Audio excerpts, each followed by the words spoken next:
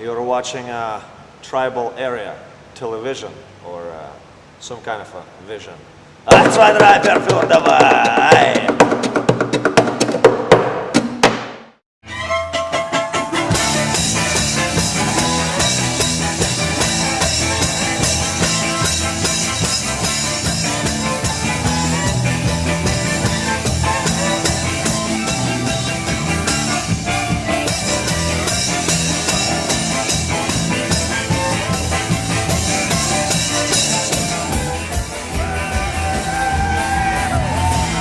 It's just autobiographical, really.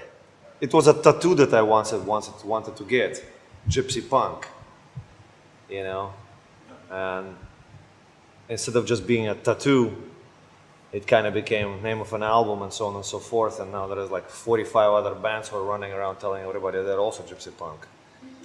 But you know, artistically also, it's really about the change of context. You put anything into different context, it immediately is already inherits completely another, you know, feel, and that's what the artists do, I suppose. Fuck with the context. Gypsy music is in everybody's DNA.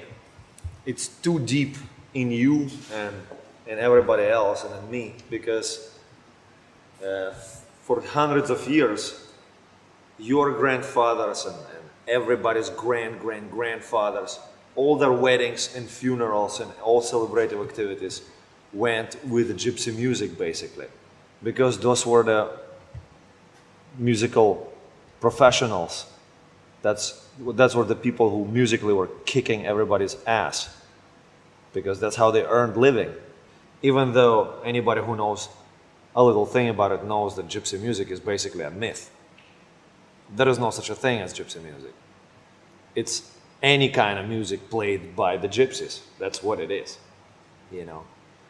It's extremized by the gypsies and played in a certain way that is faster and you know, more exciting and crazier.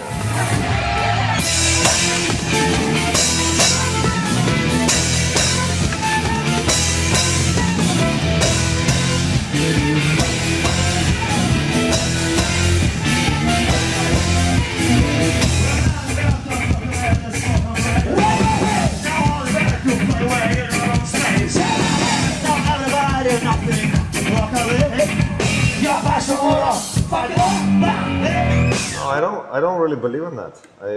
When I was younger, I kind of wanted to prove that some kind of romantic notion like that everybody is coming from the same place. Nobody's coming from the same place at all. You know, the tribes are very different amongst themselves, and kinds of people are very different. And you know, that's why it's so amazing that we still actually connect on some levels, because people are extremely different. And I don't believe in that whole new age crap, how everybody is just eating out of the same spoon. It's like on a barbaric level, all these different tribes of people, you know, they basically all want to outlive each other. And so that's where culture comes in, and people try to go, you know, deal in a cultural way with each other and establish diplomatic relationship and ban racism and stuff like that. But I think anthropologically speaking, it just goes back to tribal breakdown, you know, and just a kind of a very basic animalistic urges, you know. It's just which is basically, you know, if lack of culture, that's what racism is. It's a reverse to animalistic standard, you know. So yeah.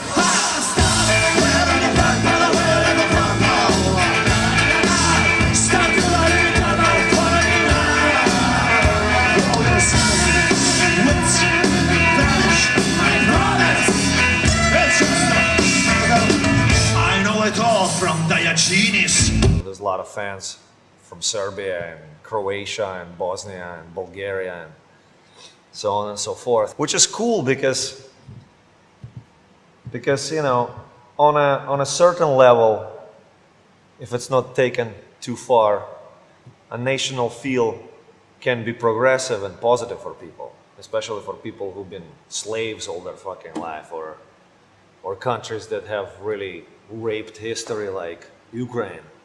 You know, it's just like hundreds of years of dictatorship and domination of by one or the other. I mean, I'm not sure if I want all that responsibility of being an emblem of a post-Orange Revolution Ukraine. I mean, I'm not really, I don't want to do that whole big talk about that. But at the end of the day, authenticity wins. You know, I mean, the best flamenco still comes from Spain and not from Canada. This is our history, this is what we know the best. And we perhaps gonna play it much more convincingly than as if we would start playing salsa.